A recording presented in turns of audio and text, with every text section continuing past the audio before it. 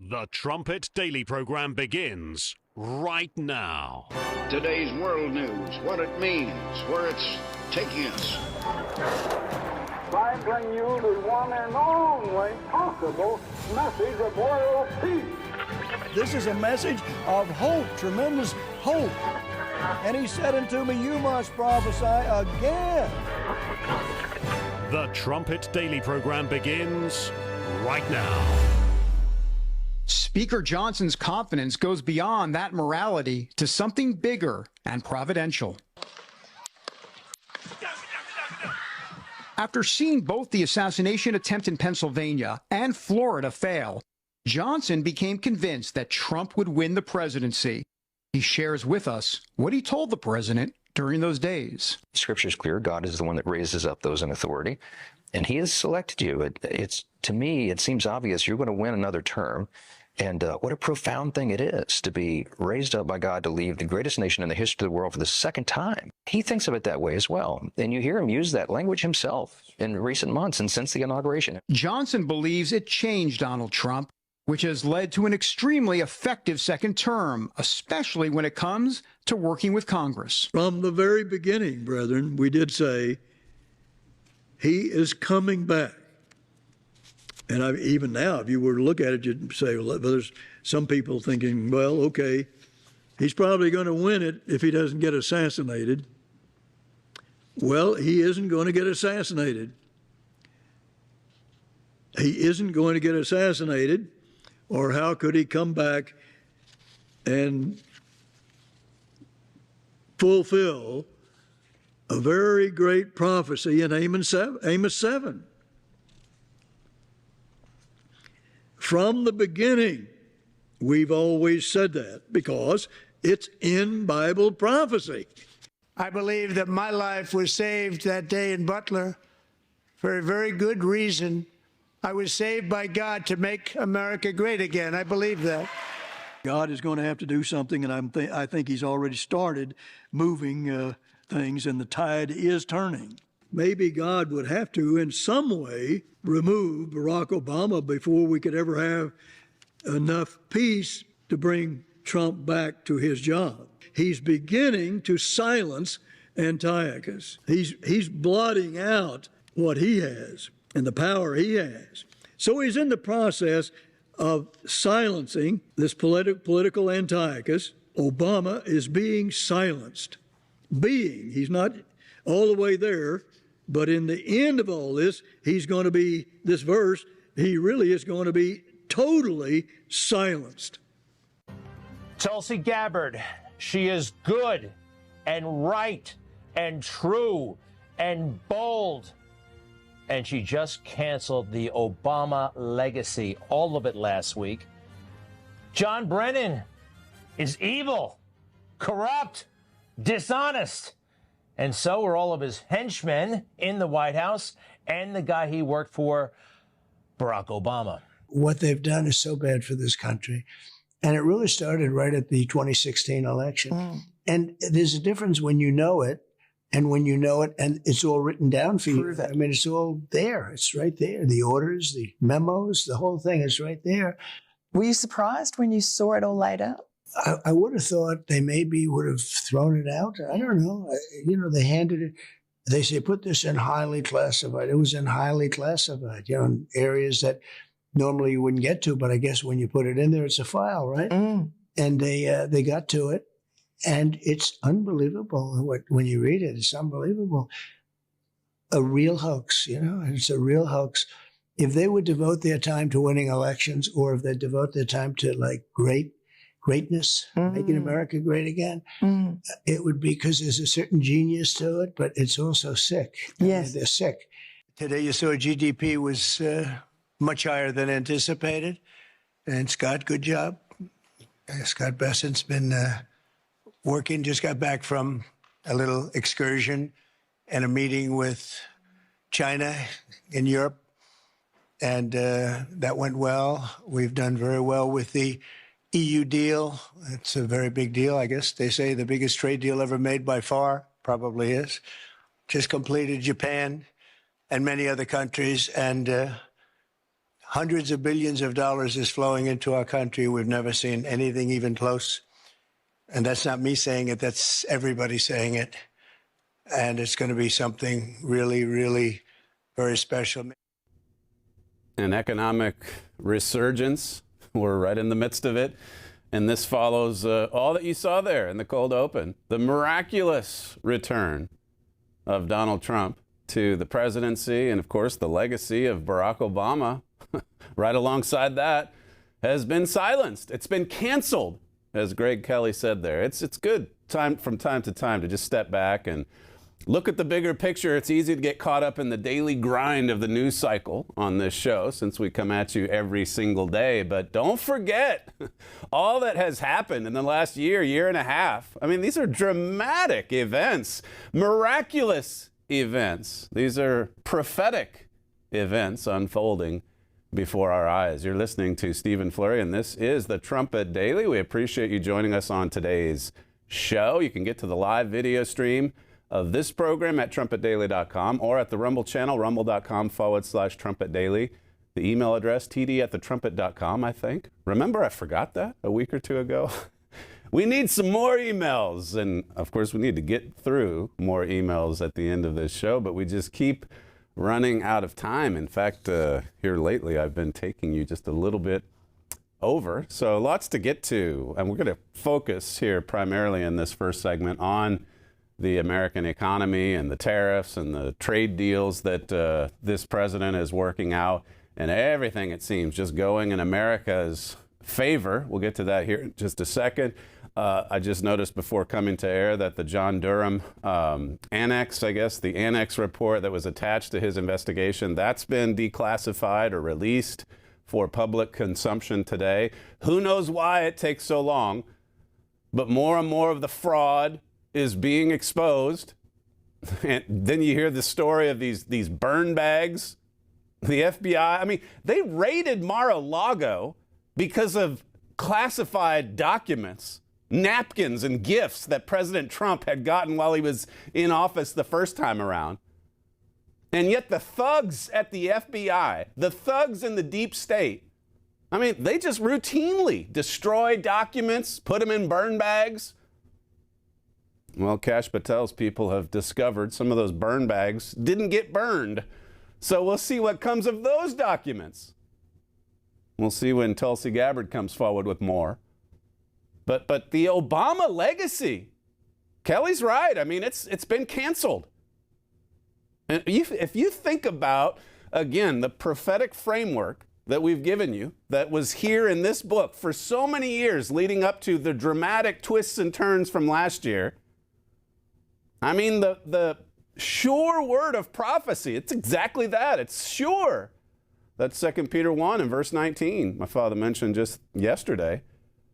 He gave a program on that subject. We'll have to secure a few clips from the Key of David. But Bible prophecy is sure. It is certain. You can stake your life on it. That clip of my father there where he said he's not going to get assassinated. I mean, he said that about a month, I think, before July 13 last year.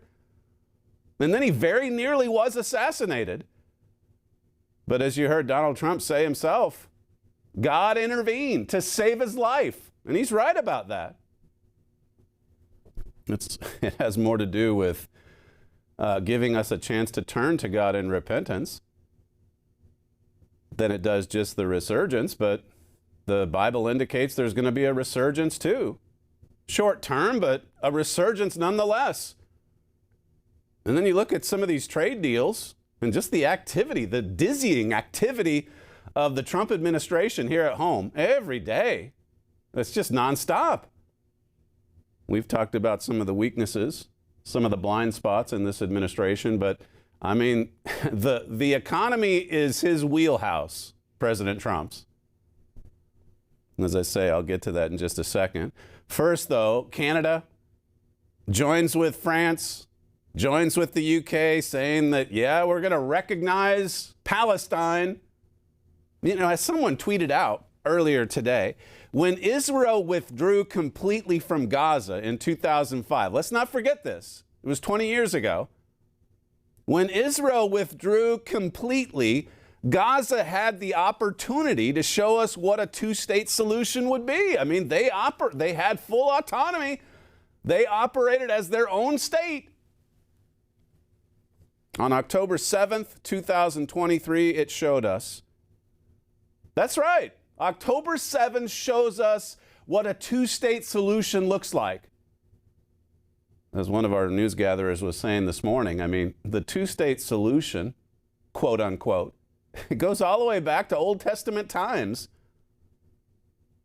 That's why God said when you go in to the promised land, you make sure you secure every square inch of it and expel the foreigners. I mean, it sounds brutal, but that's the only way to secure peace, safety, prosperity, at least in this world. Now, there's another world coming, but even there, God's going to send peoples back to their homeland. And yes, all nations will flow in and out of Jerusalem for the holy days and such, just like it says in Zechariah 14. But Israel would always go in there and say, well, let's just see if we can live alongside these neighbors that hate us. Let's just see if we can get by with a two-state solution. Well, as I just read to you, October 7 shows us what a two-state solution means to Hamas. They want to destroy, their solution is one state. That would be one Hamas state and no Jewish state. And yet we keep trying the same old, I mean, this is Judah's wound. I'm going to get to this more in a future program. And I don't want to spend as much time on this today because honestly, I mean, there is so much Jew hatred in the world today. You could cover it every single day. It's, as I've said, it's delusional, it's illogical. It doesn't make sense, except that you know there's a real spirit world. But there's enough of it in the world today where you could cover it every single day on this program. And then it would get depressing. Why is there so much hatred? So add Canada to the list. This intention, this is from Canada, Carney. This intention is predicted on the Palestinian Authority's commitment to much-needed reforms, including the commitments of the Palestinian Authority President Abbas to fundamentally reform its governance. So there's a few qualifications here. The statement from Canada, it's not near as strong as Keir Starmer's. I went through that with you yesterday. But add Canada now to the mix. Add Canada to the list of Western nations that basically is demanding that Israel surrender to Hamas. What about the hostages? You know, there's a clip with Tucker, some guy saying that, yeah, I went into Gaza and I saw some war crimes. Well, what about the war crimes on October 7th? What about holding hostages for nearly 2 years in the tunnels of Gaza? I think that's a war crime. Taking a photo of an emaciated baby, not because of starvation, but it's a big hoax. And then just plastering that across newspapers and news outlets all over the world. I mean, that should be some kind of a crime. What about lobbing missiles into Tel Aviv indiscriminately? That's a war crime. And yet the only war crimes, and again, you've got to put it in the scare quotes, the only ones they can find are from Israel. Israel's guilty. I mean, think about what, as I said yesterday, Hamas must be celebrating its good fortune. How did we do this? How did we massacre 1,200 Jews and take another 250 hostage and keep them in our tunnels, at least 20 or 30 of them still, for 600 and some odd days? And then keep lobbing rockets at Israel? Keep refusing to negotiate? Keep refusing to turn over civilian hostages? And then you get to the end of all this and somehow the whole world opinion is against Israel, not Hamas. Israel is the pariah, as you heard yesterday. Israel is now the villain As I say, you could cover so much of this every day. President Trump, for his part, at least he's making the right statements now with respect to Hamas. He said the humanitarian crisis in Gaza would end immediately if Hamas would just release the hostages. And he's right. And the humanitarian aid keeps flowing in to Gaza, but is it Israel's fault that Gaza's government, that would be Hamas, won't give it to the people? How do you blame this on Israel? Well, because there's a devil. He's the god of this world. But coming back to the miracles that we've witnessed, I mean, you see God's hand in it. For years, we were talking about 2 Kings 14. We were talking about Amos 7. My father wrote in America Under Attack, I just showed you the book, there's going to be some kind of war to recover something. In order to return to power, Mr. Trump is going to have to war. And he certainly did. Politically, he was warring in court because of the lawfare. He even took a bullet. But he recovered what was rightfully his. And now the legacy of Barack Obama, the legacy of the dear leader, it's ruined. It's being exposed. All the corruption, all the evil. My father wrote in AUA, I don't care how much his enemies hate him.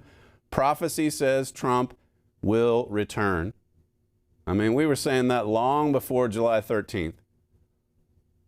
And then, of course, once that happened, you have people like Mike Johnson and others who say it was a miracle. And they're right. They're right about that. But step back further even from that and look at the sure word of prophecy, Bible prophecy. It really does. It really does inspire. It builds your faith. In January of this year, this is in the Trumpet magazine, it says, in losing and then recovering the presidency, Donald Trump returns to power much stronger than he otherwise would have been. It's obvious, like I say, it's a nonstop agenda, and it just comes at you every day. Every day, another big announcement, another multi-billion-dollar deal. In some cases, like with Europe recently, the trillion-dollar deal. European nations didn't like that. I didn't have time to get to that the other day because of all the Jew hatred. We've got some clips, though, from that. Miraculously, my father said in January, the theft of the 2020 presidential election actually worked to his advantage. It gave him more power. It's given more exposure to Barack Obama's evil, to his attempted coup, to his insurrection. It's exposed all these dirty cops at the FBI, in the DOJ. This is from Axios. New data, you've heard about our southern border, America's southern border. It's completely closed. There's hardly anyone coming across now. Well, this is the southern border of Mexico.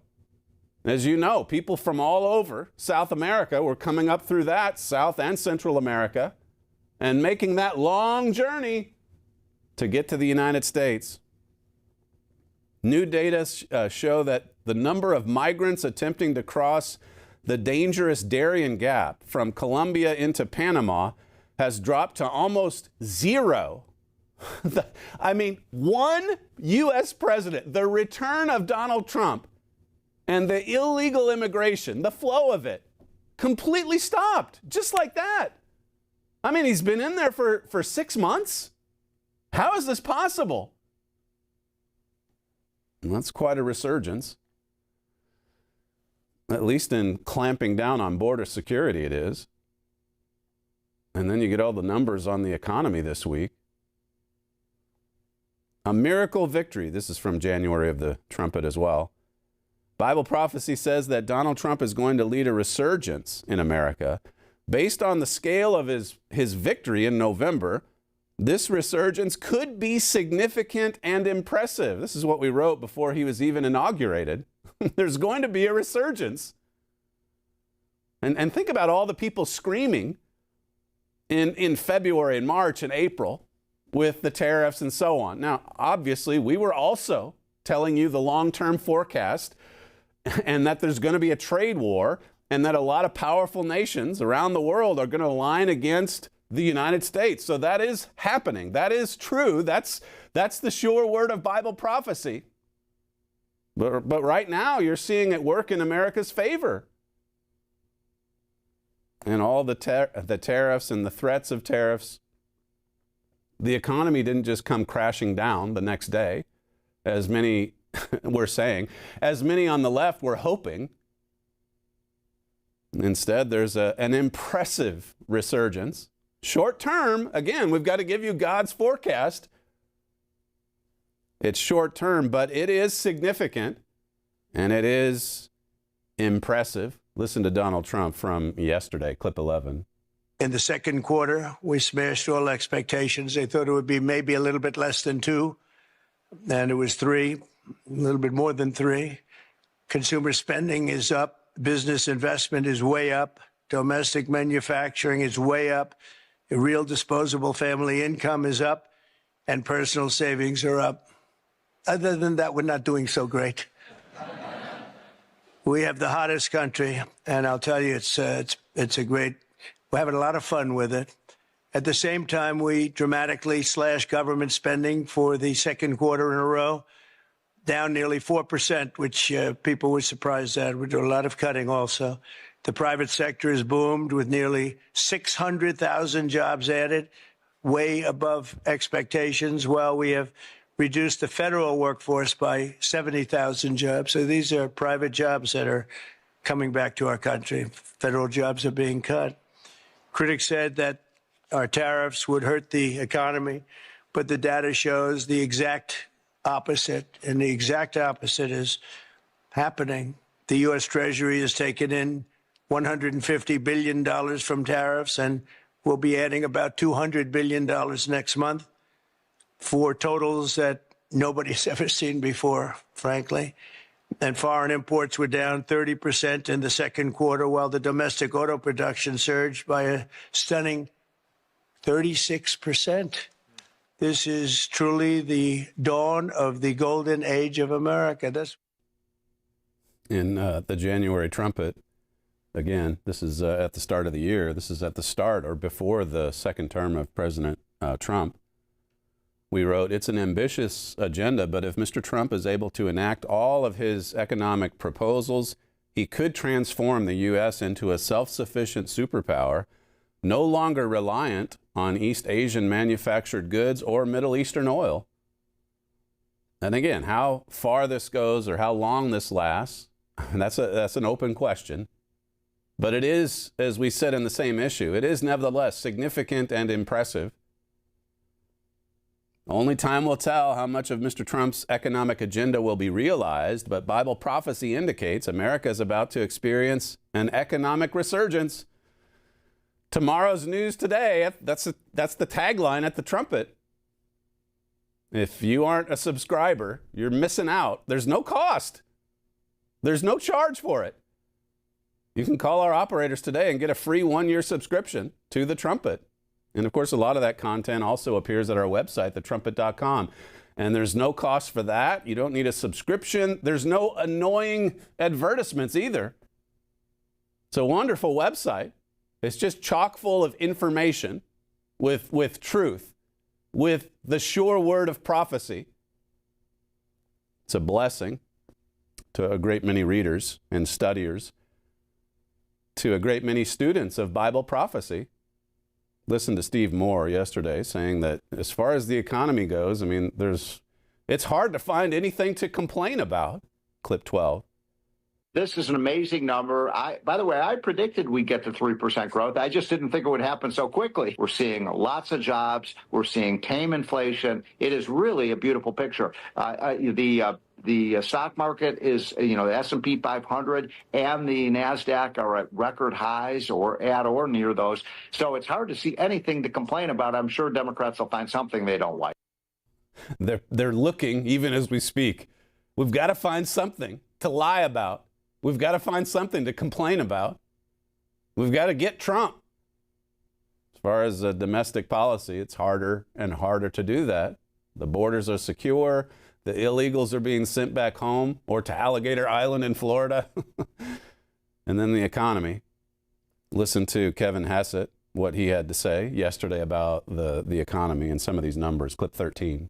Yeah, it's really one of the best GDP announcements or releases that you could imagine, because there's blockbuster growth way above expectation. And there's also a real almost collapse in inflation. It went down by about 1.5% all the way down to 2.1%, which is the Fed's target. And so to have high growth with low inflation and also high income growth, personal income growth was 3%. That's just like about a sweet spot for a GDP release. And I will add that all of this happened while $127 billion in tariffs was raised, which is clearly not harming the American consumer. And we've been downsizing government in order to be more fiscally responsible. 70,000 federal jobs have been reduced, and there was a 5% reduction in federal government spending while all this was going on. It's pretty incredible. I mean, I've been one of the loudest critics of the big, beautiful bill because they're still spending. But they're also making some surgical cuts, which is unheard of. It's not near enough. It's not going to turn the Titanic around. But there are a lot of things happening that you just couldn't have imagined. Even a year ago. Look at how depressing the economy was. And then you have all of these propagandists in the media telling you that even as the cost for eggs and fuel and everything else skyrockets, they're out there telling you, hey, the economy's great. It's the envy of the world. And then you get one dramatic, miraculous change in an administration. And look what it does to lower inflation. Look what it does to increase jobs. Look what it does to see all of these, 3% growth in the second quarter. It's impressive. It's significant. And as President Trump keeps telling you, he's doing this despite the best efforts of the Fed chairman, Chairman Powell, who really has it in for Trump. That's becoming increasingly obvious. Won't lower interest rates. This is a statement from Chairman Powell yesterday, clip 14. In support of our goals, today the Federal Open Market Committee decided to leave our policy interest rate unchanged. We believe that the current stance of monetary policy leaves us well positioned to respond in a timely way to potential economic developments. It's amazing that he still has his job. President Trump, for all the criticism aimed at Powell, he's been pretty patient with him overall, but he did respond to his refusal to lower rates yesterday. This is President Trump, clip 15.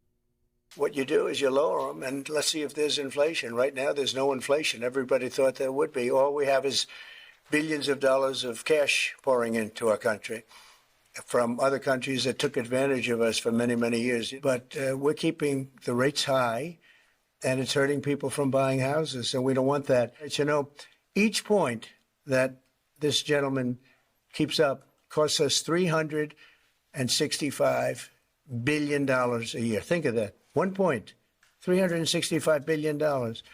If you bring it down a point, we save 365. We should be the lowest interest rate, and we're not. We're 38, number 38, because of the Fed. It's all because of the Fed. He's done a bad job. Now, he's got a meeting today, but I call him too late. He's always too late. Even if he does it today, probably won't. I hear they're going to do it in September, not today. For what reason? So he's still in there. The rates remain where they are. And yet the economy still is heating up. Just look at the numbers. I played the clips for you already earlier this week.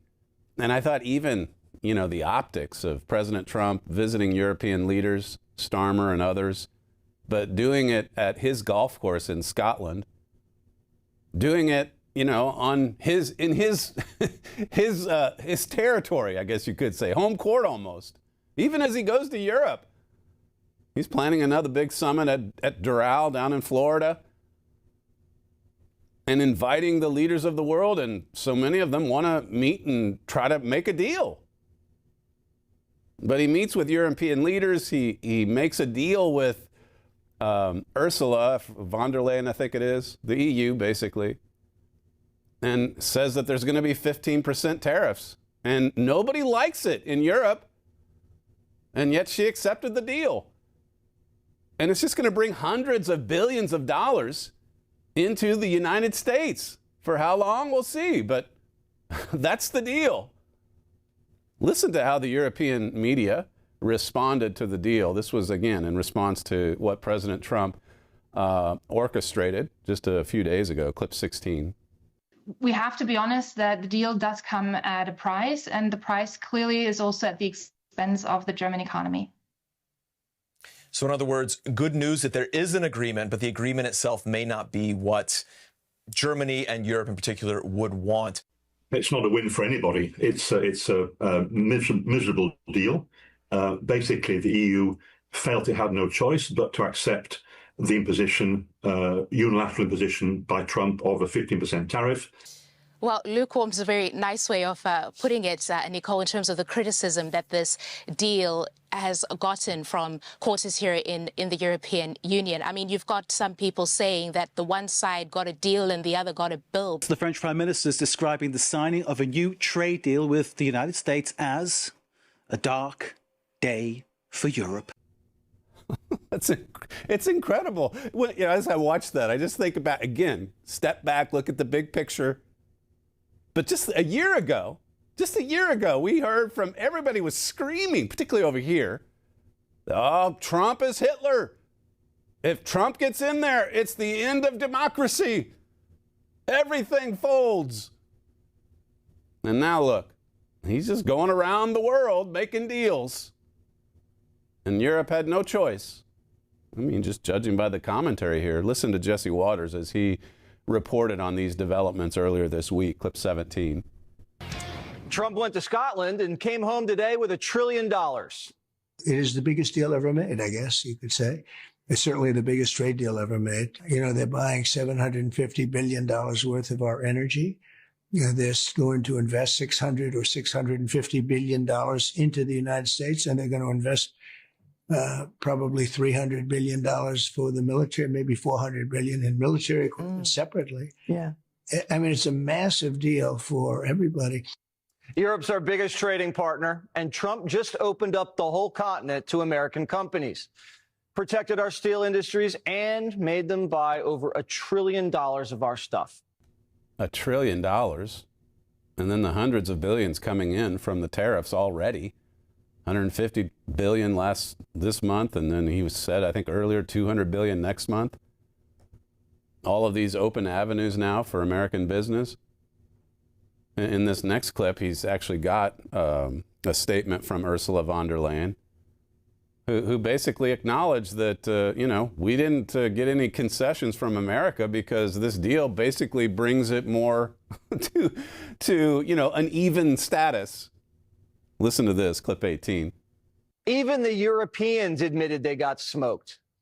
What are the U.S. concessions? What is the U.S. giving up in the deal, if anything? So the starting point was an imbalance, a surplus on our side and a deficit on the U.S. side. And we wanted to rebalance the trade relation. I think we hit exactly the point we wanted to find. Europe just admitted the U.S. didn't concede a single thing. We gave up nothing and got everything. And now Brussels is beating itself up over how lopsided this deal was. They say there's no hiding the fact that the EU was rolled over by the Trump juggernaut. Trump worked out exactly where our pain threshold is. Hungary says Trump ate Ursula for breakfast.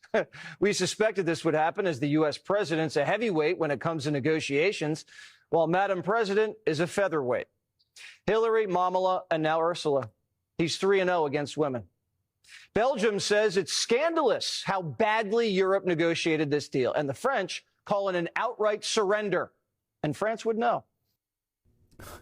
Von der Leyen, just to go back to her statement, she told that reporter, what concessions did America make? And she said, well, the starting point was a starting point of imbalance. And basically, we're just bringing it to the point where it's more fair. So we'll go ahead and choke down the 15% tariffs. I mean, that's a stunning admission. Now, there's coming a time when the strong man emerges from the heart of Europe, the beating heart of Europe, it's not going to be as easy to push him over. Right now, I mean, again, Trump's swinging for the fences and he's connecting. He's connecting quite a lot. America Under Attack, though, says this. This was all a modern-day fulfillment of what happened in ancient Israel under Jeroboam II. A bit of a resurgence, some renewed prosperity, a swell of religious activity. This is an America Under Attack, and it's all happening. Again, the sure word of prophecy. But it says, but not the true religion of the Bible with the blessing of the king. There's a resurgence in religious activity, but as you've seen even this week, I mean, we've shown you just how shallow and pathetic it is. You got that one sports commentator saying he's basically got a mission from God to bring people to Jesus because he shouts every day on TV or his podcast about sports. That's not true religion. That's not even close. Look at how much we justify our sins and even label it as righteous.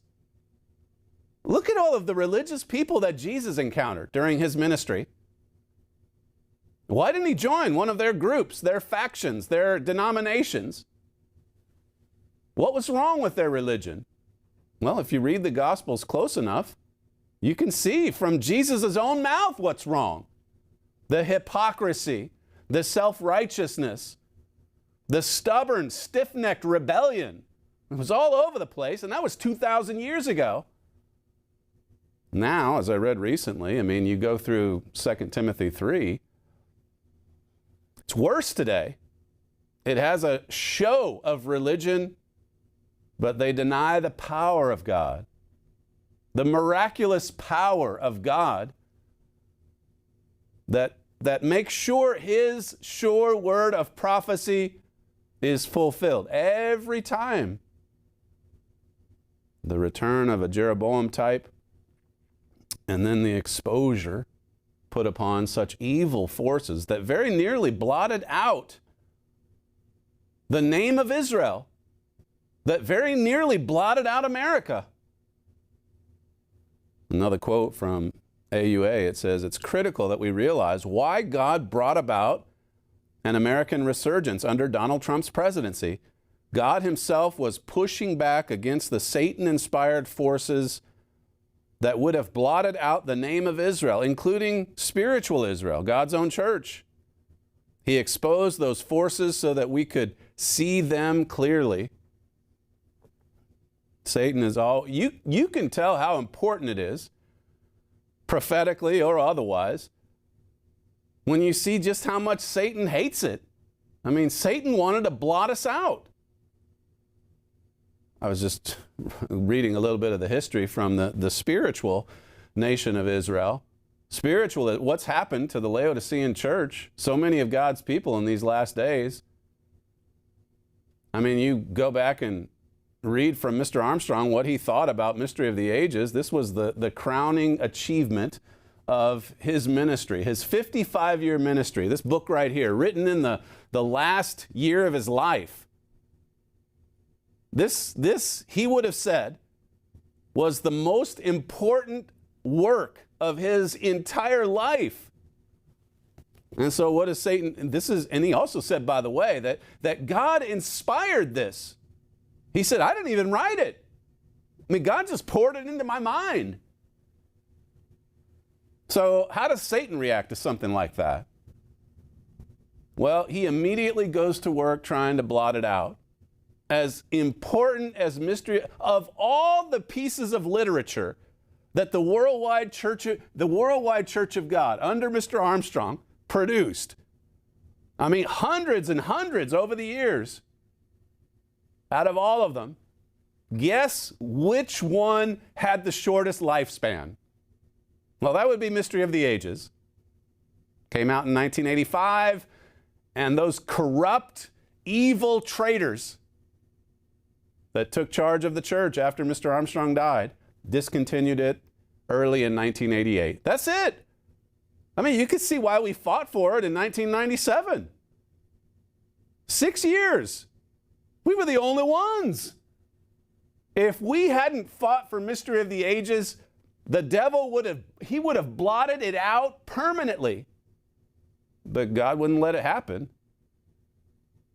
I mean, you can look in Joe DeKotch Jr.'s book, Transformed by Truth. I think that came out in 1997. The little footnote, remember, where he said it's our Christian duty to keep this book out of print. He had a Christian duty to bury Mystery of the Ages. He was religious. He was doing it for God. He was a Christian. So he said. And he wanted to bury Mystery of the Ages. The most important work of Herbert Armstrong's life. For 6 years, we had to fight for it. And the only reason we have it today to distribute to you is because of a series of miracles, one after another after another. I mean, you can read about all that in Raising the Ruins. It's good to have God on your side. And it's good to know that if there's something miraculous that happens, that you can turn to God and have your faith strengthened and increased. That's always what God wants. The return of Jeroboam, miraculously, and then exposing this great evil, this fundamental transformation for what it is. Here you've got all these reports now of the so-called burn bags that didn't get burnt. And so we'll see more documents, hopefully, more exposure on this great evil. Listen to Fox Business as it reports on this development. Clip 1. Sources telling Fox News Digital that Director Kash Patel found a tranche of documents related to the Trump-Russia probe inside multiple burn bags. These burn bags are used to destroy highly classified information. Now, we don't know the nature of the documents just yet and whether anything was actually destroyed. But, of course, Director Patel told me about this back in May, that these documents existed and were soon to come to light. Watch. As much as we know about Crossfire Hurricane, he and I just found out more last week, and we're continuing to work with Congress to put those documents out. That's how vindictive and vicious the former leadership structure here was. Not only did they bastardize the FISA process in light of the American public, they withheld and hid documentation and put it in rooms where people weren't supposed to look. And it's a good thing we're here now to clean it up, and you're about to see a wave of transparency. But are you saying you found things that even you didn't know about? Yes. Yes. I was the lead Russiagate investigator for the House Intelligence Committee. I'm telling you and the American public that we have now found material and information and people who wanted to hide it from the world. And let's hope more and more of it comes out. We had an article in the February 2022 Trumpet on Barack Obama being exposed. So this goes back more than 3 years ago. It was a different time. Oh, the dear leader still had a lot of power and influence at that time. The fake president was still in place. And my father said, almost no one has the courage to speak out on Barack Obama. And he was right. Nobody would speak out. Nobody would speak up and say these things. A few exceptions, okay. But then you go back to our cold open from today. And you have all these statements from my father saying he's going to be silenced. I mean, the tables have to turn here somehow, some way, because we know Jeroboam's coming back. And look at what's happened in 3 years' time.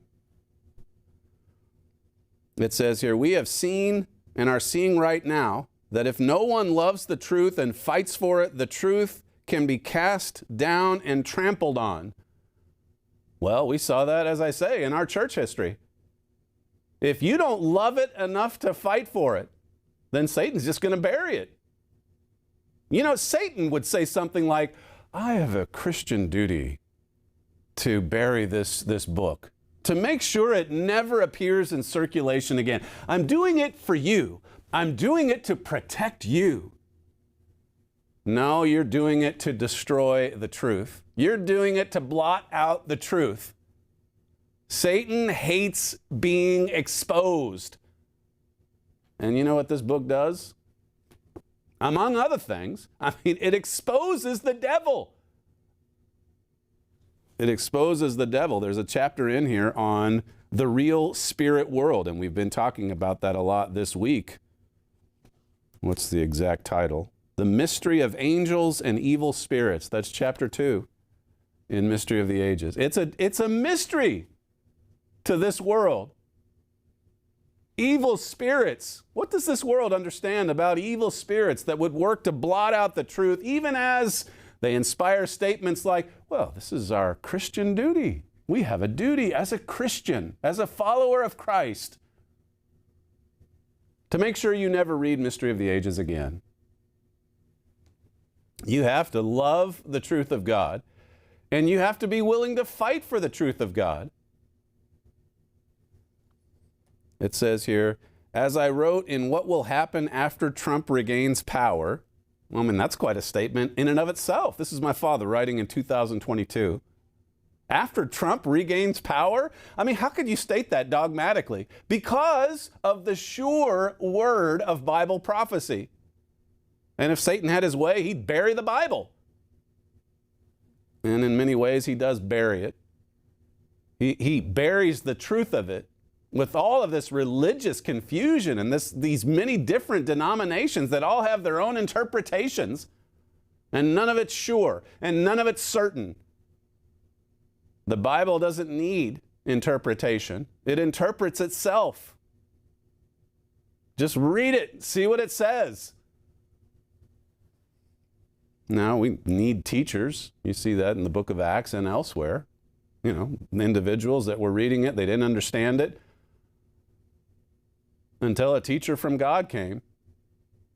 But you can know if it's an actual teacher from God if, as Herbert Armstrong so often said, look, don't believe me, I'm giving you the word. Now you go to your Bible and prove it for yourself. That's what the Bereans did in Acts 17. They searched the scriptures daily to see if what Paul was teaching them was so. And, well, they found out it was. This is actually based on the Bible. If you bring God into your study and then you have a book like this, there's power in that. Your eyes will be open to the truth about angels, the evil spirits, who and what is God, and on it goes. The mystery of man. What about the mystery of the church? What about the confusion that you see in traditional Christianity? The fact that there's hundreds and hundreds and hundreds of denominations. Why? Why so much division in religion of all things? Seems like if there's one consistency, it should be that, well, if I'm a Christian and my textbook is the Holy Bible, well, we can all agree on it. Can we? No, actually, there's nothing but disagreement when it comes to what this book is saying, what this book means. And who is the author of that religious confusion? Well, that would be the god of this world. 2 Corinthians 4 and verse 4. I believe the dramatic turn of events that will result in his reinstatement has already begun. Donald Trump's return. My father said that in 2022. So that was prophesied. And then again, exposing the Antiochus. We saw that in the spiritual sense as well. You read Raising the Ruins and you see the story after the fact, after the 6 years of court battling to secure the rights to Mystery of the Ages. Then all that discovery, all that evidence that was turned over, all of those secret dealings between those dirty cops, so to speak, or maybe dirty ministers is a better way to put it. Not Christians. Their goal was to destroy. And they very nearly pulled it off. Fundamentally transform the worldwide church of God. They definitely pulled that off. But God didn't let the devil blot it out entirely. That's why We named it Raising the Ruins because God came in there and started raising the ruins of all of that destruction. And that's what you see in this work today. You see it in the literal sense behind me on the screen. You see it in this work. And through it all, God has exposed that spiritual Antiochus, and he's doing it again today. The legacy of Barack Obama, it's ruined. It's ruined. The tables have turned. Listen again to Fox Business on these burn bags, clip 2. This leads to a question that I just can't figure out. If they were in burn bags, and obviously the outgoing administration, the outgoing FBI infrastructure knew that, there was going to be a new president on Inauguration Day. That is scheduled. We know Inauguration's days between now and the end of time. Why didn't they burn what was in the burn bags by then? Did they underestimate Trump and the incoming administration that much that they wouldn't discover this information? It seems odd to underestimate a guy who won the presidency not once but twice and made it known to everybody that he was going to be coming in here guns blazing with loyalists who were going to do what they needed to do to get to the bottom of it. So why wasn't this stuff burned if it was in burn bags by the last administration? Well, I mean, destroying evidence is a big deal. Oh, I understand, but you put it past this cabal in the intel. They created a Russia hoax. You think burning the evidence is past them? No. It's almost like God prevented it from being burned. Yeah, the documents that Tulsi Gabbard has exposed, tucked away in some secret vault at the CIA, now the burn bags. I mean, the guy's right. I mean, why wouldn't, for all that they've done, they're guilty of treason. Why wouldn't they completely burn the bags, cover their tracks? And now here come the documents. Now here comes the annex from the Durham report. That's part of this miraculous unfolding story. Not just the miraculous return of a Jeroboam type, but also exposing Antiochus and this great evil. For more, as I say, whether you look at it on the spiritual plane or the physical, you know what to order. America Under Attack, Mystery of the Ages, Raising the Ruins. I've mentioned all three of them already. A few emails. Hey, I said I might try to get to emails soon. We've got about a minute and a half. This one here says, your interview with Gadi Taub was excellent. He was a very interesting guest who spoke with passion. And he's also opened up an avenue to more clips coming out of Israel. And we've been playing those recently. He's an excellent podcaster, giving us some precious insights direct from Israel. And before we sat down with him a few weeks ago, most of us didn't even know who he was. And now we do. And now you do as well. Thank you for posting the interview. I thoroughly enjoyed it and even learned a few things about the Muslim Brotherhood. I watch the program every weekday without fail. Keep up the good work, and may God continue to bless and empower your work. Another one says, excellent interview with Gadi Taub. Thank you. God opening more doors for his work. Exciting times. Forward we must go. These are all in response to the interviews from a few weeks ago. So they're a little bit old, but good nonetheless. This interview with Dr. Oren is at the top of the list, along with the other interviews given on this show. It's fantastic. Can't wait for the next interview on Friday. That would have been Melanie Phillips from a couple weeks ago. Another one here says, I really enjoyed your interview with Mr. Oren. This was top notch, filled with intelligent insight from someone who is on the front line and has a great history himself. His comments about world leaders was fascinating, especially Bibi, Trump, and Obama, and so valuable to this world right now. Really looking forward to the next interviews this week. If you'd like to submit some feedback to the show, you can reach us at td@thetrumpet.com. I got to get that address right. td@thetrumpet.com. That's all I have time for on today's show, the fastest moving hour in broadcasting. You are listening to Stephen Flurry, and this is the Trumpet Daily. Thanks for joining us on today's show, and we'll see you again tomorrow.